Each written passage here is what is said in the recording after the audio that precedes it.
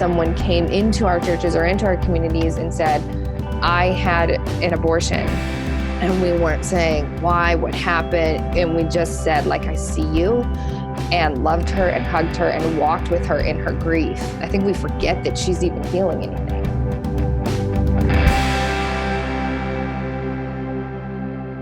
Hey everybody, Mike Erre here. Welcome to the Vox Podcast. So glad you're tuning in. And as always, we're so grateful to be a part of your life and your journey. I'm joined by my dear friend Bonnie Lewis, live from Texas. Hello, Bonnie. Hello. Hi, guys. How are you? Oh, I'm good. Are you talking to me in the Trinity at this point? No, I was talking to the internet. I want to pretend that internet. they're answering back in their car. You always say hello, internet. But I did feel weird. I said, guys, not y'all. Yeah. That's definitely a y'all space, not a guy space. Exactly. Although my son watches quite a bit of YouTube because he's doing a music sort of career thing. It's really kind of awesome. Nice. So it's but everyone starts by, "What's up, guys? It's so and so." So I've just kind of over like that as an intro to every YouTube video ever. Absolutely. So I like, hey everyone, hello internet. It was good for the first 3 years, but I think I've matured beyond that.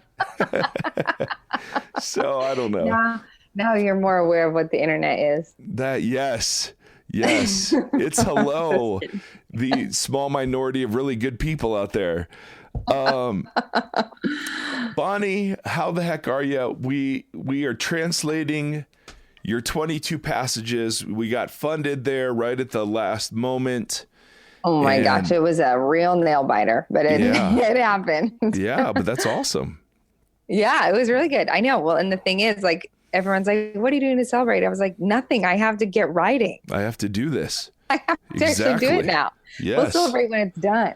The Life of a Bible Translator by Bonnie Lewis. There you go. Now, Bonnie, for those of you that are new to the podcast, Bonnie has been a guest on our podcast since, the very, very beginning.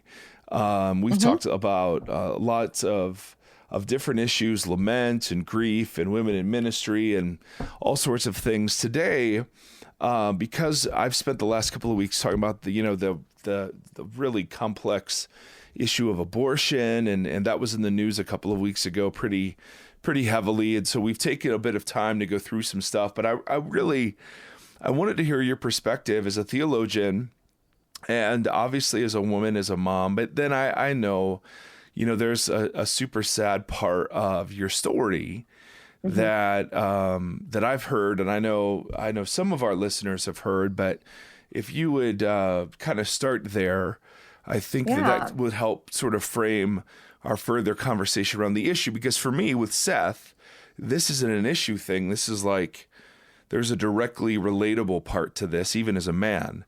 Right. But for you, I think there's a much more difficult thing you had to go through. Yeah, no, absolutely. That's a really good way of putting it. So I have two children. One is 8 and then the other one is 2. But my first pregnancy with Chip, that's my son who's 8, it was totally textbook normal. It was fine. There was no problems, nothing to worry about. It was fine. So when he was around 3-ish, I think, we decided we wanted to try for number 2. And we got pregnant very quickly, and we were very excited. And so I just really went into it assuming that it would be the same as my pregnancy with Chip, because why wouldn't you? Right. And everything was okay at first. We had a preliminary ultrasound at like 9 or 10 weeks, and everything looked okay. I mean, as much as you can see at 9 or 10 weeks. But as time went on, I was a little concerned just knowing me and my body, but then my doctor was a little concerned knowing just pregnancies in general. And my stomach wasn't getting bigger the way it should be. So right around 20 weeks, right before we hit 20 weeks, I remember, and this is like an odd thing, but if you're a woman and you've been pregnant, you'll know, my jeans still fit fine. And for me, we're not talking about your DNA. We're talking about like my actual denim pants. Yes, sorry, just to clarify. Still button.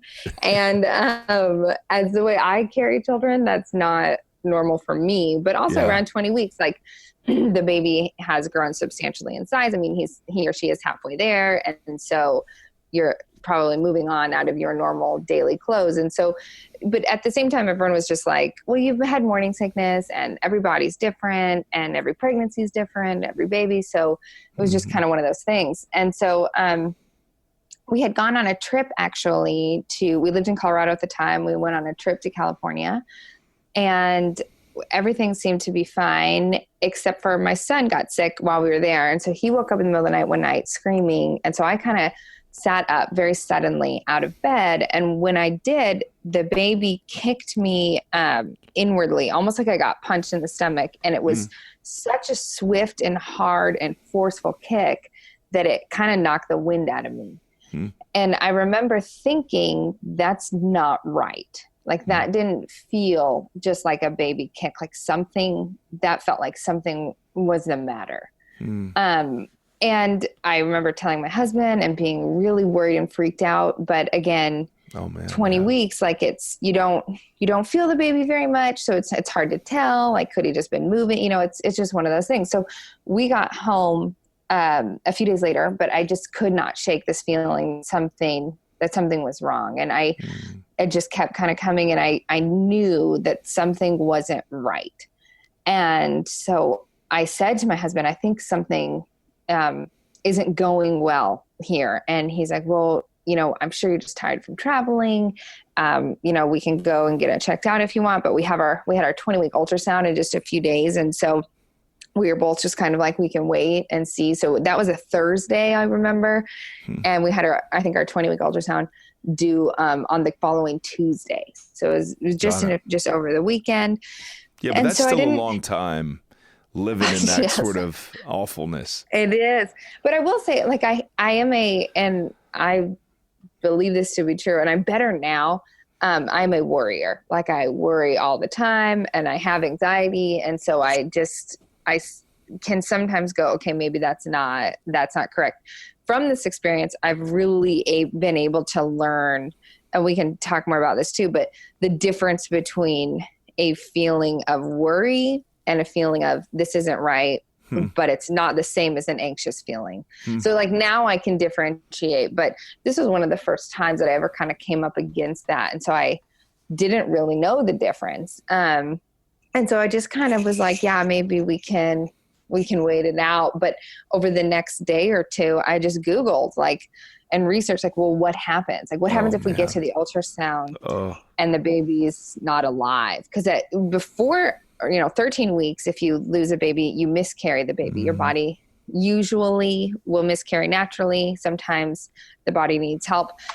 But past that, the baby is substantial in size. And so your body doesn't pass a baby the same way, as for a medical term, the same way that they say would happen earlier in the pregnancy. And so I just remember researching that, but I didn't say anything to anyone. I didn't want to cause anyone worry. But I wanted to be mentally prepared. Like, if this is what's, I think has happened. And so we went to church that Sunday, and my husband was leading worship, and Chip was sitting with me, and he had to go to the bathroom. So we went to the bathroom, and I was bleeding, to be just totally frank. And that's a no-no in pregnancy.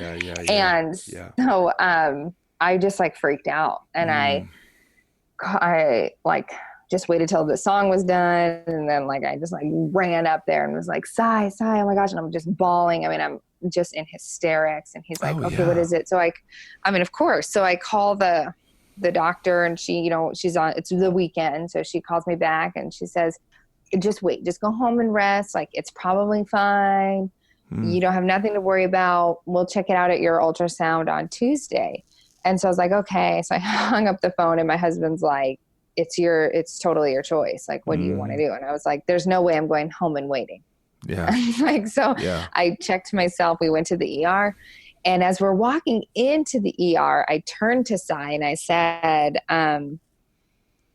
this is terrible, because if the baby has passed, I have to labor and deliver this baby.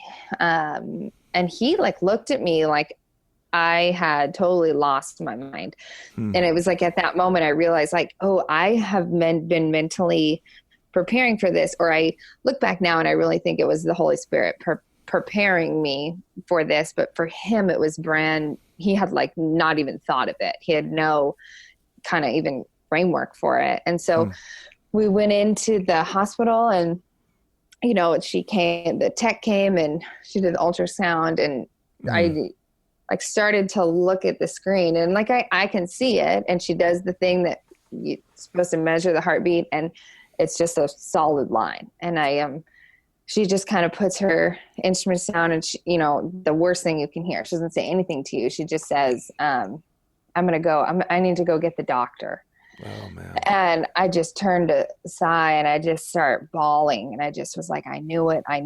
And for me, like, it was this moment of like, I was right, and I knew it, and I know what's coming. And for him, it was like jumping into a pool of ice water.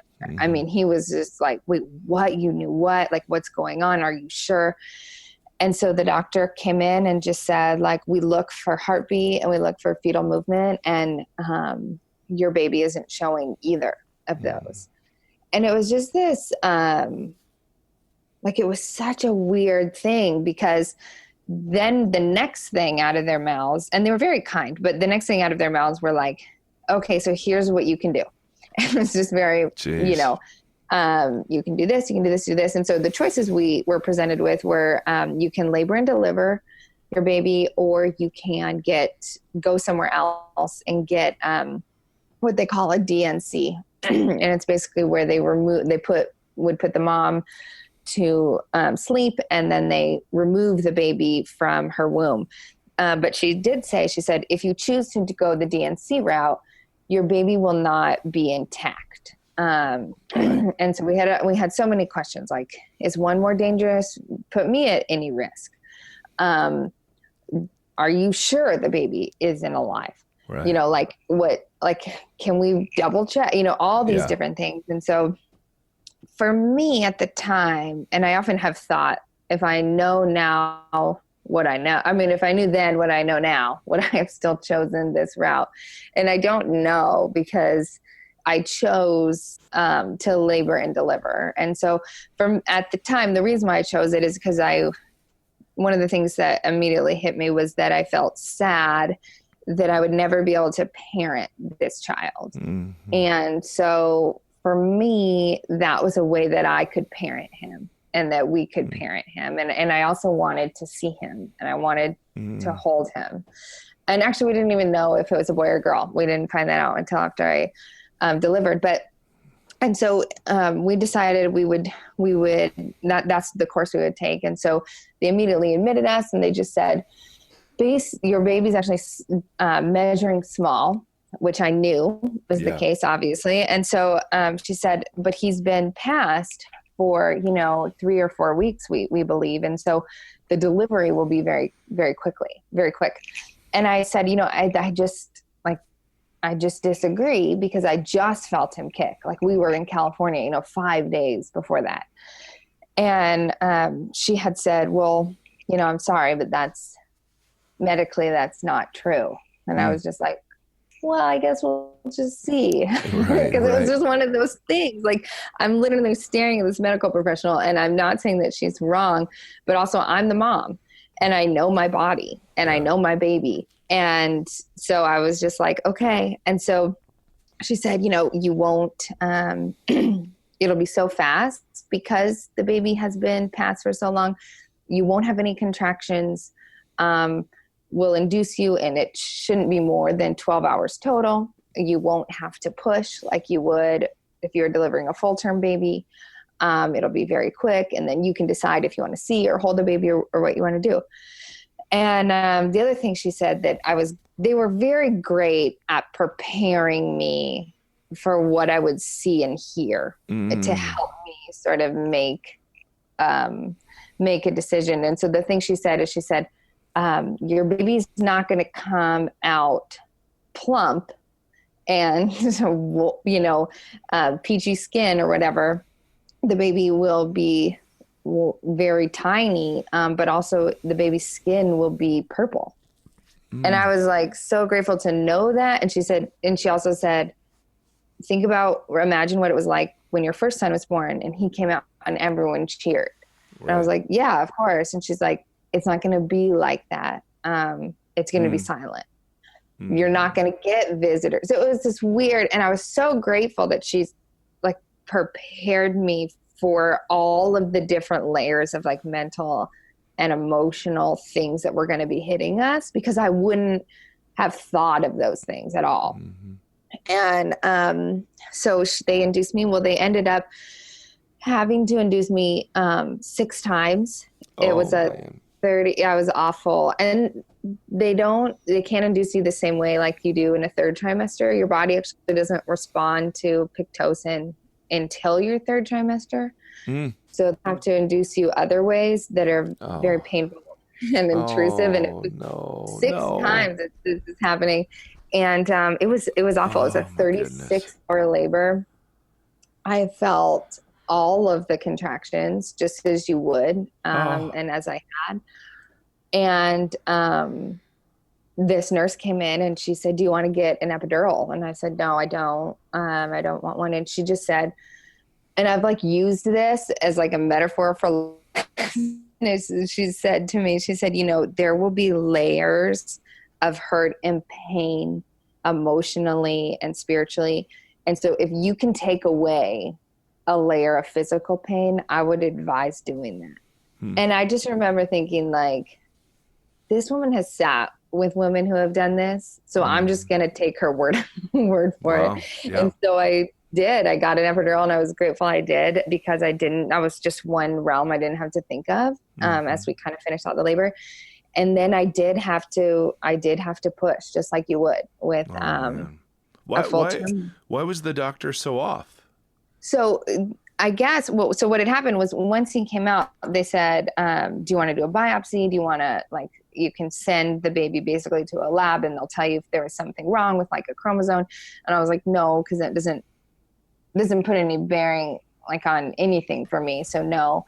But what had happened is the umbilical cord had tied a knot, which actually happens, they say, to like 30% of babies, but it stays super loose, like a pretzel, like a giant pretzel does. But his was super tight, like a shoelace. And she said that they thought that he was small because he had passed, and so he had stopped growing. But then once I delivered him, they said, what had happened was the knot caused him not to get enough nutrients. And so she said he instinctually moved to try to fix that, and it wrapped around his neck twice. And that's ultimately my goodness, what killed him. And so it was a weird moment too, because you're like, am I glad to know this? Right. Would have been better to have no idea. Yeah. It was just this weird thing. And so we did end up holding him. And he was very tiny. I mean, he was measured about 16 weeks. So he fit into the palm of my husband's hand. Like he was very small. And one of the things that shocked me I just wasn't prepared for it, was you could see like literally every single bone, like the collarbones and I was just like staring in awe. Like I was like, oh my gosh, like it was so amazing, like this moment of utter grief, and like you're horrified, but I was also like so shocked, because it was like looking into God's like work in progress. Like it was crazy. It was just this moment of like, oh my gosh, like every little bone and his facial features, like you could tell he was going to look like me. Even the doctor was like, oh, he looks like you, which is crazy because he's not fully developed. It was nuts. And so we decided to cremate him, and then we ultimately ended up spreading his ashes. But that was a real turning point for a lot of things for us, just in terms of our faith, but also in terms of me as a mom, and like trusting my own instincts and my own body, and that becoming important on a different level. And so there was a lot that went into it. And so what was one of the things the doctor said to me is, she said, I apologize, because you wanted to come in and I told you, you thought something was wrong. I told you it wasn't. You wanted to come in. I told you not to. I said the baby had passed a while ago and you knew when he had. And she was like, and so if there's one thing I can tell you from this, is she was like, women have extremely good instincts about what their baby needs or what is wrong or what isn't wrong. And we don't always follow them because we're embarrassed, so we don't want to put someone out. And she was like, but this is a really good example of that you were right. It went against medically everything I knew to be right, but you knew better. And so that was just a really interesting turning point for me, and kind of empowered me just like as a mom in a different way going forward. Yeah. But, now, what do you know years later that you didn't know then that would either cause you to rethink this, or you'd referenced it earlier in your story, when you made that decision, what do you know now that would have come in handy then?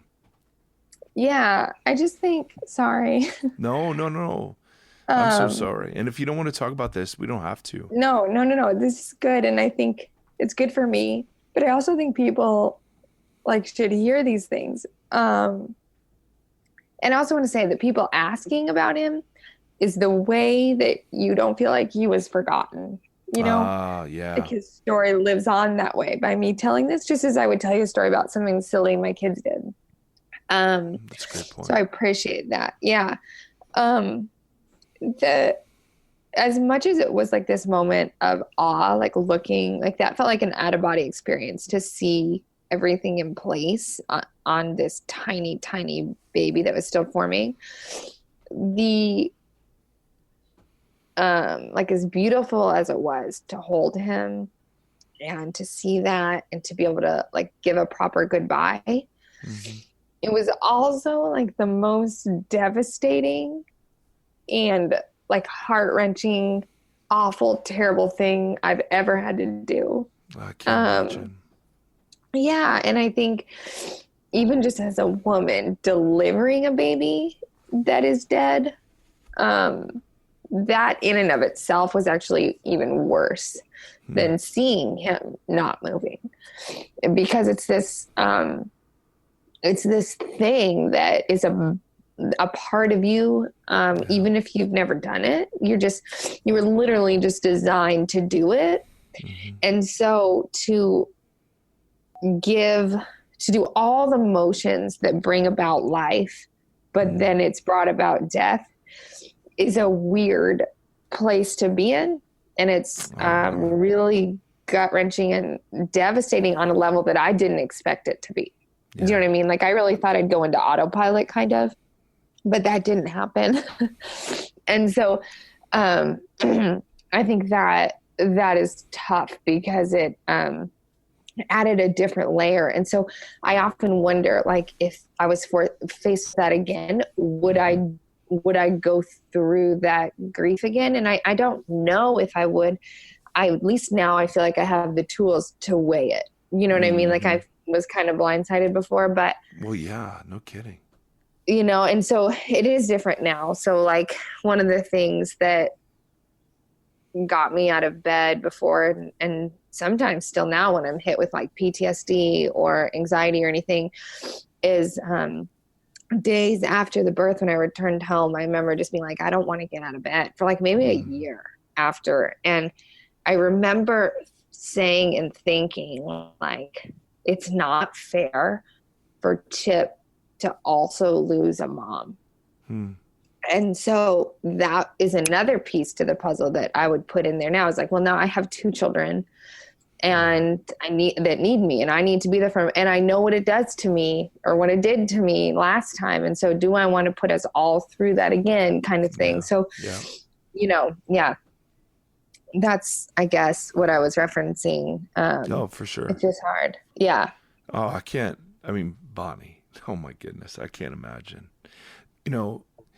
My wife demonstrated the same mystical power and connection with what was going on. And I just think as God, I mean, we just can't, there's nothing conceivably in our experience that can understand that. When you then take that experience and have conversations about a big, hot political issue, How has that formed and shaped your view of the issue of abortion? Yeah. So I think prior to that experience, I only thought of abortion being about the baby. Now I think it's about the baby, and it's also about the mom. And so it's not like the woman goes in to have an abortion and she comes out unscathed. And so before, I didn't think of that at all. I didn't even come in. And I knew people that had abortions, and I saw them struggle with depression after it, or guilt or whatever. And I could never really understand that. So I was like, well, you chose this, so I don't understand why that, you know what I mean? Like, it didn't sit with me. And so now I realize that there's a whole layer of a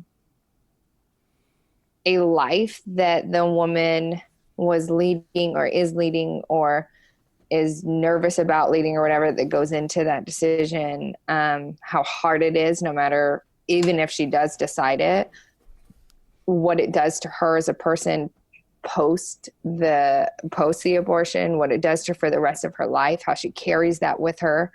And so it's tough now, because now I see it as such a bigger issue than I ever saw it before. In terms of going, okay, looking at the woman as a whole and saying, what can I do from the starting line to support her, so that my support doesn't come at the end of this thing? Like, is there anything I can do up front?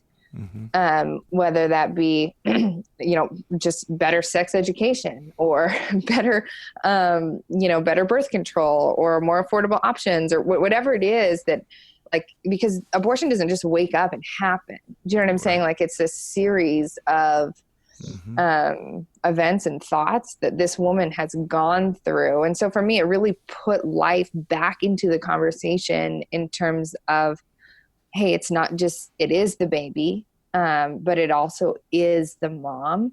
And it is like, are we taking care of her post-abortion as we say we want to take care of her baby? You know what I mean? Oh, that's good. So it's not just, so you're saying to be pro-life isn't just to care about the life of the baby and whether that baby comes to term. It's to care about the life of the mother, even if she chooses. Yeah, to have an abortion. 100%. Yeah. 100%. I mean, and I think especially in the Christian community, one of the reasons why that, even though none of that was my fault, I was terrified that it would be pinned as my fault for a long time. Really? And so I can only, just because, I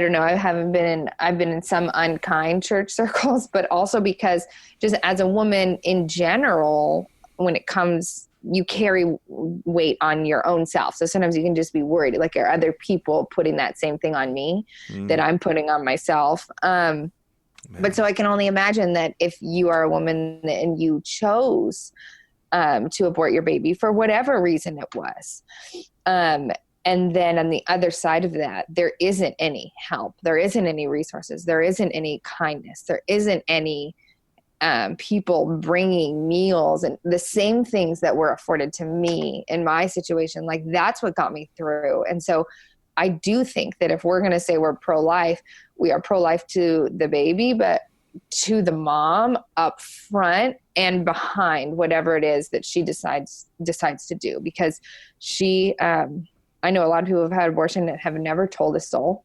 because they're terrified of it. And so because of that, they have walked with it for 20, 30 years, and it has ruined them and eaten away. And I just think, gosh, what if someone came into our churches or into our communities and said, I had an abortion, and we weren't saying why, what happened. And we just said, like, I see you, and loved her and hugged her and walked with her in her grief. I think we forget that she's even feeling anything.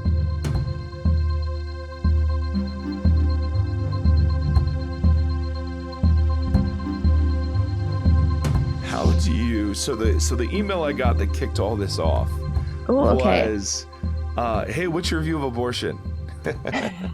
And you know what's funny is that's what you texted me. That's hey, right. That's right. Exactly. I texted you right after that. I'm like, hey, Bonnie. Yeah.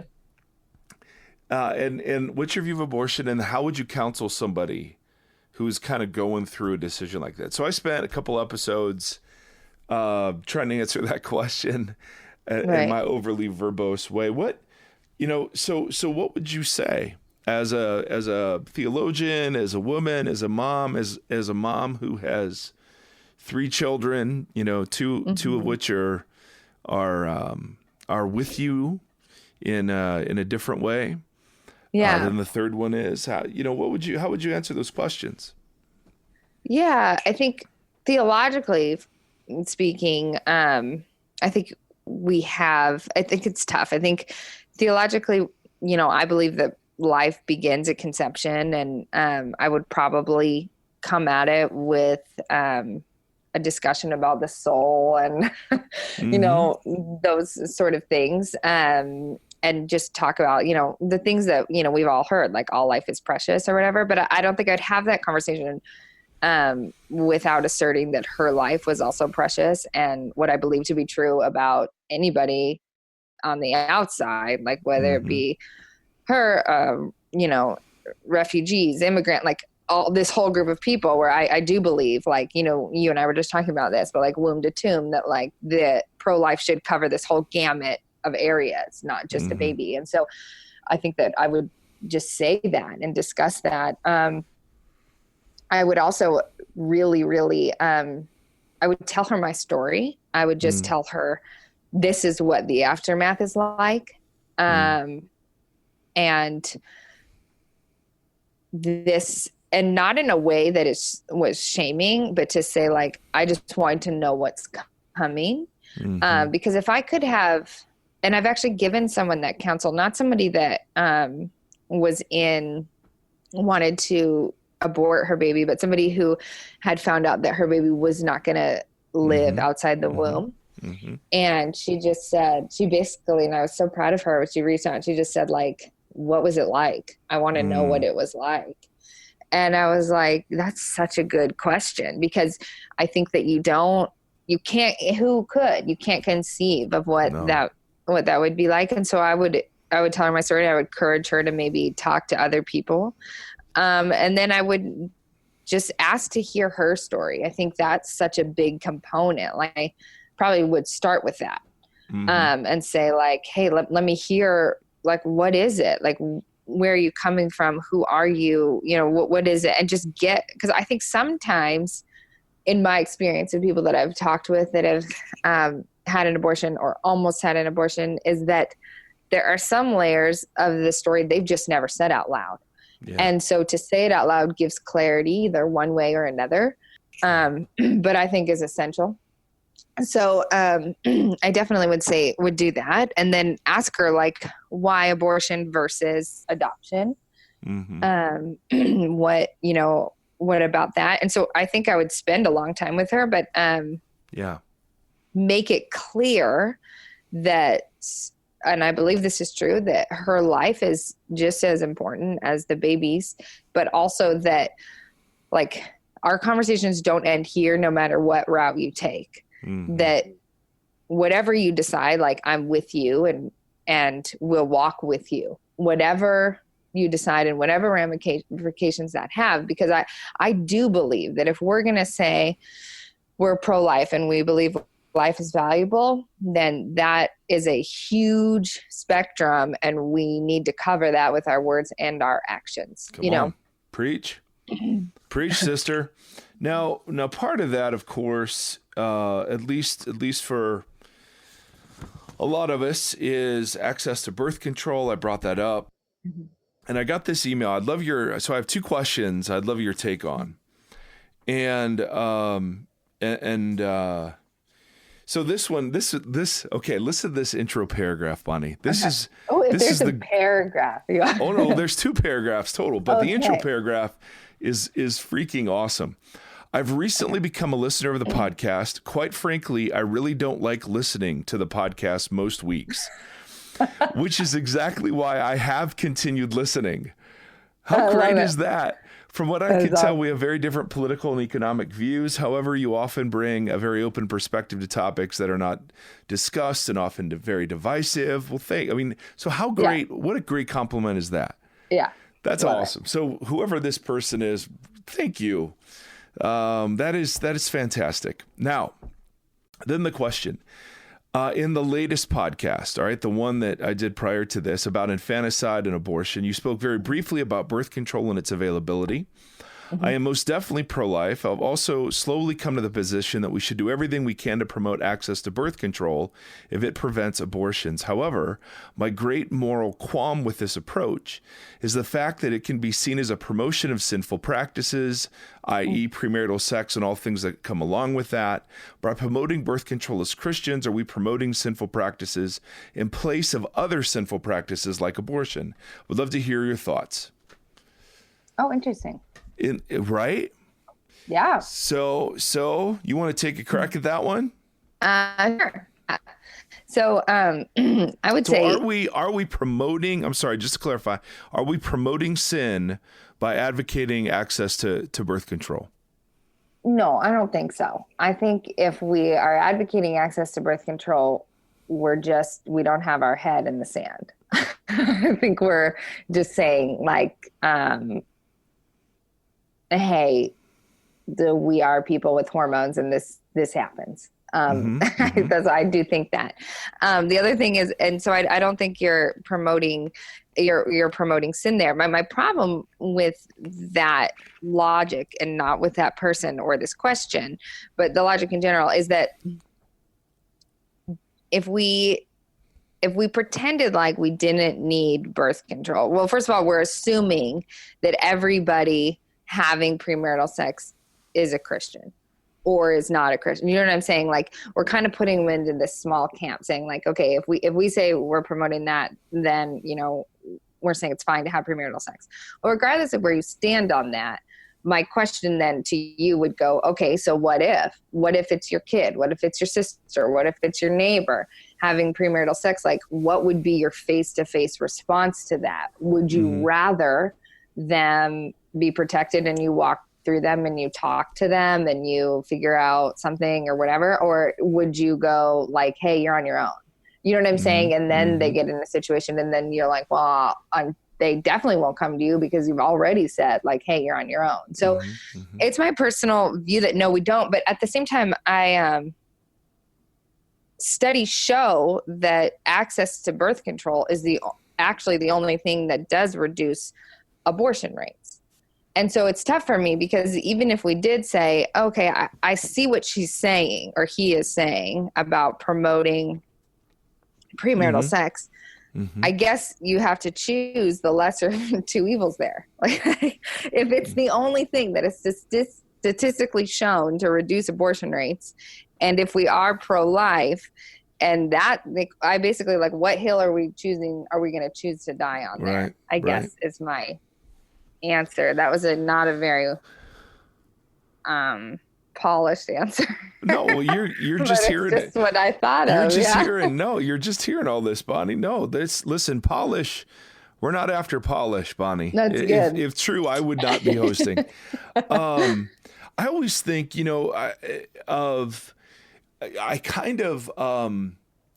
get the questioner's point, like the logic, hey, they're going to do it anyway, so just have them do it safely. Obviously, that falls short of many ideals, right? I mean, if you're, hey, they're going to shoot up meth anyway, so give them clean needles.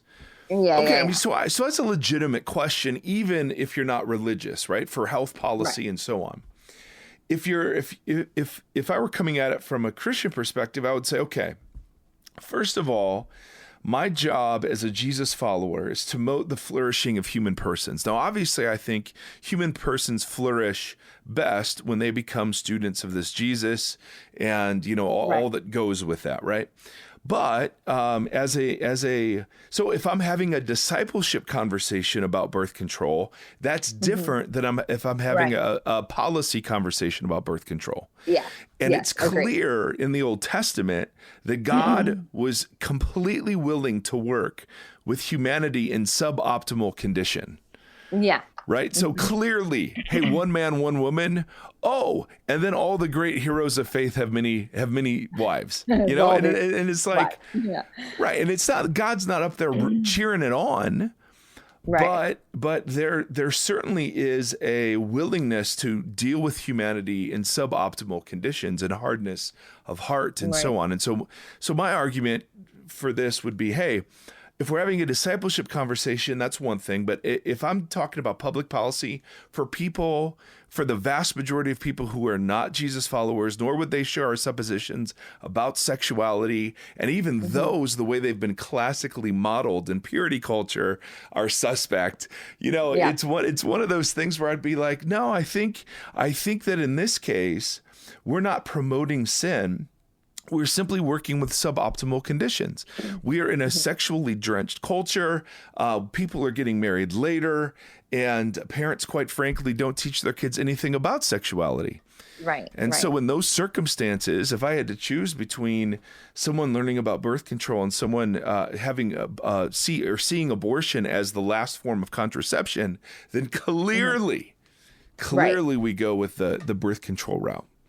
Well, so, and let me add to that too, because I think what you said was really poignant there, is that how many discipleship conversations, and maybe you could say like what you would do here might be different than what I would do here. Nice. I've had discipleship conversations of women saying to me a few things. Number one, I'm going to get married. I don't think I love him. And I don't think, you know, he treats me well, whatever it is. But I'm going to get married to have sex. And I'm like, that's not, no, you should not do that. So that's it. It's better to marry than to burn line from Paul that they use in that way of thinking. The guy's not healthy. The relationship's not healthy, but hey, we should get married and I'm like, no. Wow. And like, I don't promote premarital sex, but I, for sure, in that situation, don't promote a life like married to somebody that you don't love with, that you're not in love with, that doesn't love you, that doesn't treat you well, that doesn't, right? Yeah. So there's that. That's awful. Yeah. And then I think that we also are, there are some women who, regardless of what they believe, live in a real situation where they fear that they will, or they have been, because of where they live, their socioeconomic status, whatever it is, their job, raped. And there's a lot of abortion cases that are because women have been raped. And so in that case, yes, I think you should definitely take birth control, and it should be affordable so that you can have it. You know what I mean? Like, I think we would be naive to think that it's just a bunch of upper middle class women like having a bunch of premarital sex and then going, oh, whoops. You know what I mean? Because it doesn't seem that way. No. Yeah. No, it doesn't seem that way. Yeah. And those are situations. I mean, the scriptures, I don't think ever, obviously God knew what was coming, but you know, they if you're looking for rules for every possible iteration or scenario, you're just going to be really disappointed. Yeah. And, you're not going to find them. No. And so we have to do this thing we do, listening to the Spirit, submitting to the scripture, you know, walking in community, respecting the other person's story. Right. So that's good. I've never had those conversations. I have them on the guy side, right? Which is not nearly as complex. It's just, well, you know, I think it's unfair that God would ask me to wait. Right. And you're like, okay, well, boy, wait till you get married. Wait till you get married, my friend. Exactly. All right. You got time for one more, Bonnie? Yes, I got time. That was good. This is just great to hear your perspective on this stuff. So this is about protesters.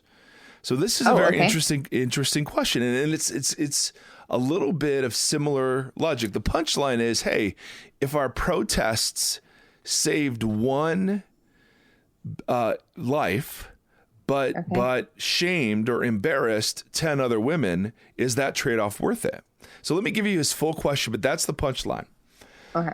As I agree with you and find absolute beauty in the early church's response to abortion, yet it seemed as if you were low-key dismissing the practice of protesting or any, quote, louder version of opposing abortion. I think these two can be married, and I've seen it done in multiple occasions in which the protester offered to adopt the person's baby that they were about to abort and followed through with the adoption. I'm wondering if when it comes to saving the life of those who bear the image of God, whatever pragmatic approach within reason should be pursued. If me going to protest 10 times only saves one life of the baby, but shames 10 other women, is that worth it? Now that's a great question. That is a great question. So it seems like there are two, and I just want to clarify. Yeah, so when I was talking about the early church's response, one of the points I was making is they didn't hold political rallies, they didn't protest Caesar, they didn't, and again, and obviously they weren't in a democracy, and I get all of that. But I was really highlighting that what changed the Roman Empire was the simple fact that they went to where the kids were exposed and they adopted them and they baptized them. And if they died soon after, they buried them in a Christian burial.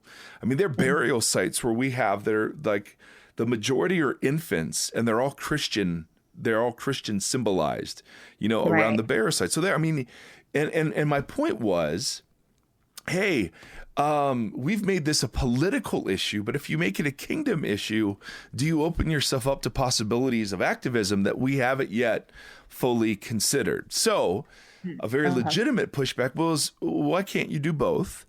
Can't you marry louder forms of opposition? So that's one question. And then the other question is, hypothetically, let's say you saved one baby, one image bearer, but shamed 10. Is that still worth it? So phenomenal. So I love, this is the best part of podcasting, Bonnie, is interacting with stuff like this. So you want to take a crack at it?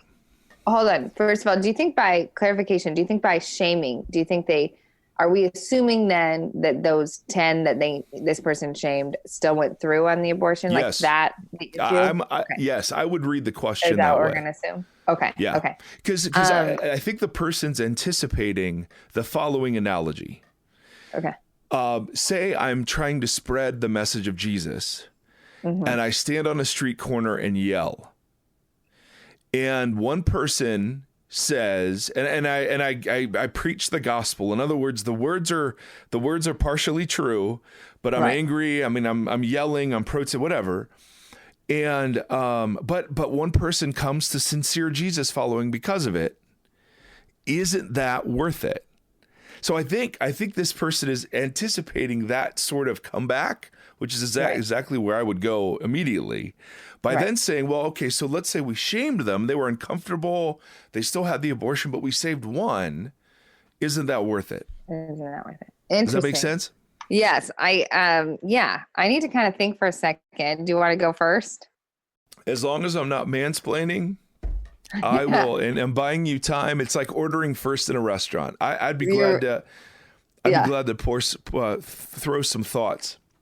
I am here to say you are not mansplaining anything. Good. I've got.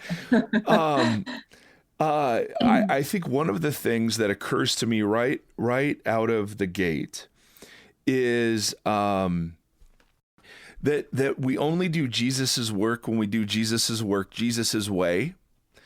And so this line of thinking assumes that we can separate the means and the ends, right? They even say, if I'm wondering if when it comes to saving the life of those who bear the image of God, whatever pragmatic approach within reason should be pursued.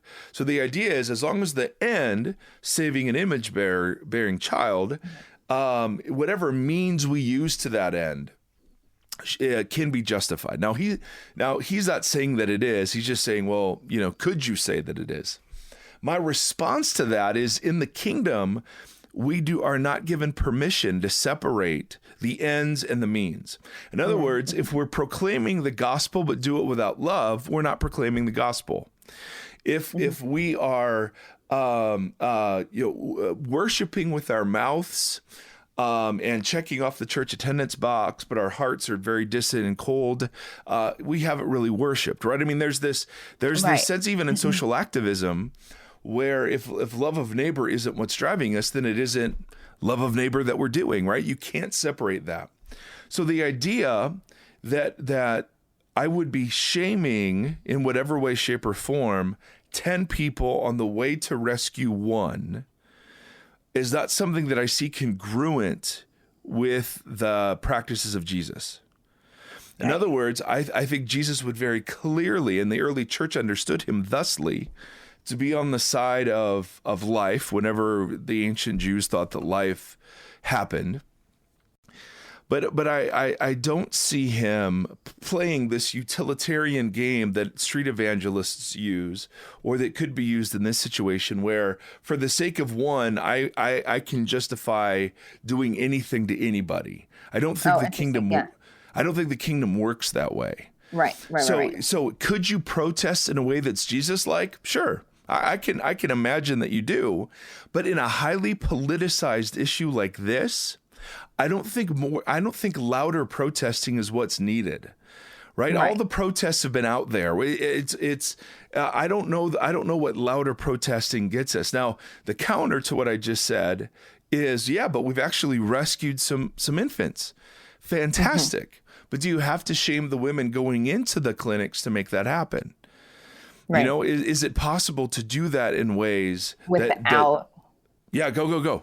No, I was going to say, is it possible to do that in ways that maybe you end up making a difference in more than one? Right. You know what I'm saying? Like, right. Yeah, I didn't interrupt you. No, not interrupting at all. I'm worried Yeah, go ahead. No, I was just worried I was talking too much. And I'm a verbal processor, so sometimes I'm thinking out loud because of course we want to save every life. But and no question, but I just can't separate means and ends in the kingdom. And anytime you do that, I just see the most horrendous stuff done in the name of Jesus that is actually hurt and harmed more than it's helped. Mm-hmm. So if to save one infant, I have to harm 100 women, right? I mean, that's pretty tough. Yeah. That's pretty tough math. You know what I'm saying? Yeah. So I don't know. Well, and I think you're spot on there. I think that you can't, exactly what you said. I don't think you can separate those two things. And when we do, we get into trouble. I think it goes back to what we talked about earlier. If you don't believe that being pro-life has anything to do with the woman, then it probably is worth it for you. If it's only about the good. You know what I mean? Like that, that math does work out in that favor. Right. If you believe it's a more robust definition, then you'd have to think about it more and decide what you think. Now, what's interesting here is the verse that came to mind that I'm sure people think of. I don't know. I'm not assuming. I'm trying my best to put myself in the mindset of somebody that would be protesting like this. Is that, it's the parable, God leaves the 99. To search the for shepherd one. leaves the 99 and goes after the one. Excellent, and, Bonnie. And like, let's just be honest, like no good shepherd's doing that actually, unless the 99 are safe and secured and fine. You know what I'm saying? Like he's like, because that was his livelihood. That was his economic, like that's how he put food on the table. That's how he fed himself. So he's not going to abandon like literally all the sheep and go after the one. And so I read that as it's a parable. And so it's the same thing as like, God is my shepherd. Well, that is sort of lost on us because we're like, well, we don't really know what a shepherd's like. We can kind of pretend like we know, but you and I, we don't really know. And so if we can view it as a parable or as like a metaphor, God is like a shepherd, it becomes a story about like this reckless love that God really does care and God really pursues. Well, in that sense, if it's a literal leaves the 99 and just goes hard after the one, then it would be worth it to save one baby and shame the rest, right? Mm-hmm. But if it's a parable about this reckless love that God follows somebody and comes alongside them in their journey and that cares about them and knows them individually, then shame is never a part of that equation. You know what I mean? Right. It almost assumes an either or that I don't know that I would grant. Right. Exactly. That if in order to save one baby, now again, I mean, if you're dealing with somebody who's like, dude, this is freaking murder, right? I mean, I'd shame 10 Nazis, to go after Hitler. I mean, come on. I mean, in one sense, I get the calculus on that side of it. I totally do. But I still think that there's a way to save the life of the baby, or by treating the mother with all the dignity and respect of an image bearer too. Right. You know what I'm saying? I wonder if the more effective, so if you're going to use effective to make the argument for doing that, then I maybe can use the effective argument back to say, well, had we protested in Jesus-like fashions when this thing first got going, perhaps we wouldn't be where we are now. Perhaps in the case of the LGBTQ community, if we hadn't been so horrible and so horrific and so alienating, perhaps we wouldn't have the current cultural climate we're in. I mean, I wonder if you couldn't advance that same argument on this subject of abortion. That's what I was going to say. Like, what if we had been so passionate and so dead set on saving that woman's being, that woman's personhood, before she felt like she had to go and make a decision like this, whether it be on talking to parents, whether it be education, whether it be on birth control, whether it be on just like a woman and her worth, whatever it is. If we hadn't maybe been like from the get-go, who knows how that would have changed trajectory. But I do have a problem just in general by anything that is shaming anyone at the last stage. Do you know what I mean? Like I think shame in general is bad, but coming in at the last stage of something when it's like, no, you don't even know why I'm knocking on these doors. You know nothing about it. True. And so I have a problem when someone comes in and wants to play hero or wants to shame someone or wants to, whatever, quote, change their mind. And I mean, it's the 11th hour there.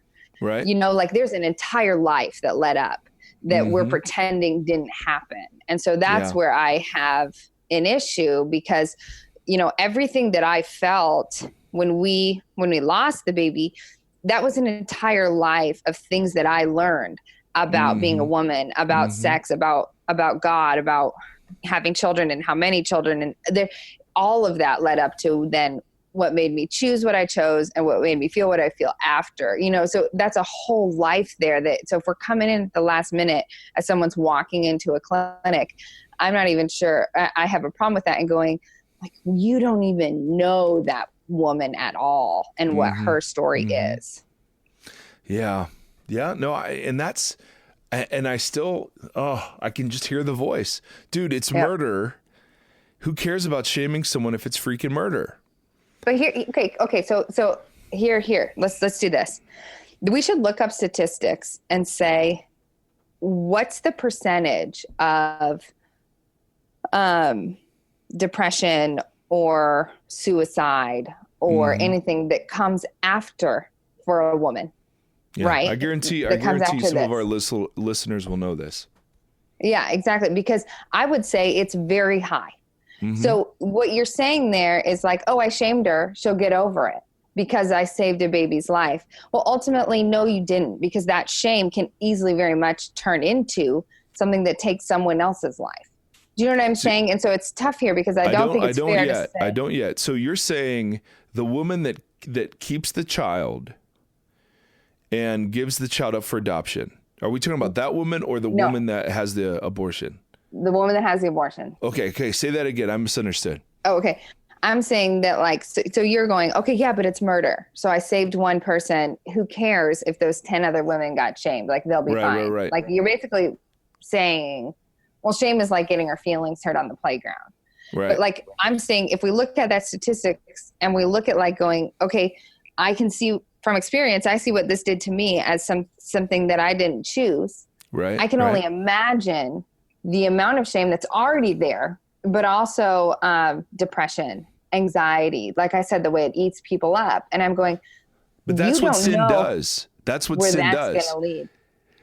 Yeah, but just okay. Let me be the voice of the dude. Go for it. Go for it. Let me be the voice of, and not this questioner, and certainly not me. Just in general, but a voice, right? Yes. So the voice that I'm hearing in my head would say to that, Bonnie, that's what they deserve. That's the consequences of sin. You reap what you sow. Of course they should feel guilty. Of course they should be depressed. They took a freaking life. They would be nuts if they didn't feel these things. Okay. So they deserve that? Is that what that? I think that's a theological way of saying yes, they deserve it. Okay. I mean, I don't think anyone would say it that way, but if, I mean, I just could hear somebody saying, "Oh, okay, Bonnie, great. You don't want to add to their shame." Well, I do. It's murder. They're being selfish. No, I'm saying, what I'm saying though is that, at what point do you say, well, me shaming them, like, what if that, this is really getting into it. What if that shame led to depression and then suicide? Okay. Right. Where's the line there? Because that's a life lost. Right. So what I'm saying to you is, then is it still worth it? You're not saying it to me, Bonnie. You're not saying it to me. To the person. Just want to be really clear. Still worth it? Do you know what I mean? That's what I'm just asking. Like, at what point are we, or is that person measuring? Like, how are we weighing this? Oh, totally. And I can imagine. That's the question I would just ask. And I can imagine the response is, listen, sin always bears fruit, right? So you make this choice, you are going to suffer the physiological, psychological, and physical consequences of this. And you don't know ahead of time what those are going to be. Why would we seek to alleviate those when they serve as warnings to other people? Now, again, no one would ever say it like that, but I think that's the callousness. Right. Agreed. And where you're pointing out is, well, then you're no longer pro-life because you're not caring about the woman. Right. Right, you're just pro-baby. Yeah, exactly. But I could just hear. I can hear. I can't hear it very well because you listen better to that persona than I do. So I've tuned it out a bit. Well, yeah, I think you probably had to long ago as a woman trying to teach the Bible in church community. So no doubt. But I still listen. I listen to those voices, and sometimes it makes me bad. But then I'm like, well, if we're gonna be, go ahead. I was just gonna say, and this could totally be so off base and just my own problem, so I'm aware of that, but which is fine. But I think part of my reason why I like immediately sort of don't listen is I don't like this like hero mentality. Does that make sense? Like male to female, or non-pregnant to pregnant, or no, just like going like, I screamed and I saved this kid's life. Like to me, it feels it's the same thing I feel about when people have like a savior complex with adoption. It's the same type of thing of being like, that to me, that feels very self-serving versus like this real goal that they had in mind. And so that just could be me reading into it because of people I've met or conversations I've had. But to me, if you're standing on a street corner or wherever you're standing and your very voice and the way you're handling yourself is shaming people, then I don't necessarily, like, to me, I kind of question like how much of like other people you have in mind here. Right. Or is it an expression of self-righteousness? Yes, exactly. So I do question that as going like, I don't know, because, and only because this is like one of those images where like, okay, this is so random. This is coming to my mind, but that scripture where Jesus is, he's fasting and like Satan comes and tempts him and like shows him all the kingdom. And he says like, if you throw yourself off this cliff, you can have all of this. Is that like, I've seen it so many times in big ways. And then even in myself in small ways of like, I'm going to throw myself off this cliff and do something crazy as a sign of how righteous I am.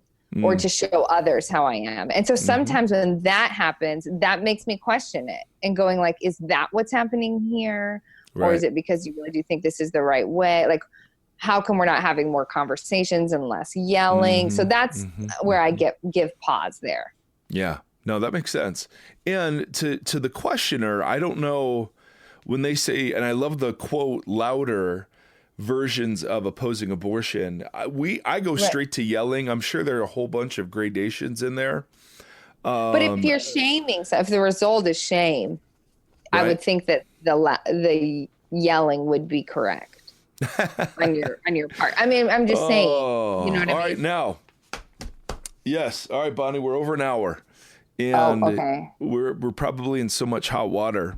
Or at least you are. I'm just gonna have people email you. It's Mike, whatever they email you at.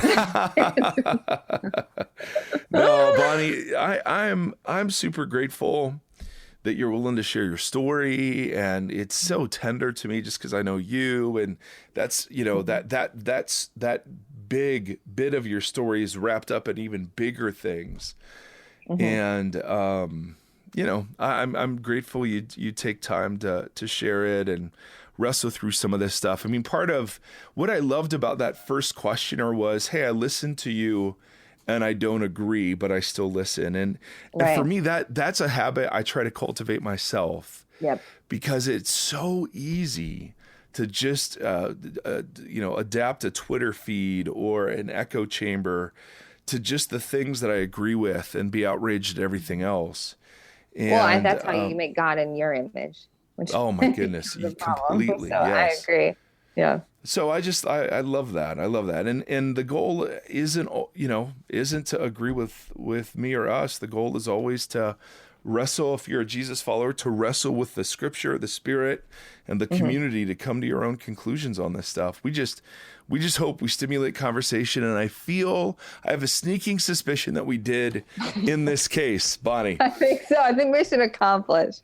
No, thank you for having me on, and to everybody for listening, but also just holding that story dear. I get asked to share it a lot, but I don't always, unless I really trust the people and you. So appreciate you being one of those people. Oh, Bonnie, it's an honor to be with you in all this. All right, Voxers, may the Lord bless you and keep you. May the Lord shine his face upon you and be gracious to you. May the Lord lift up his countenance to you and give you peace in these days. Until next time, my friends.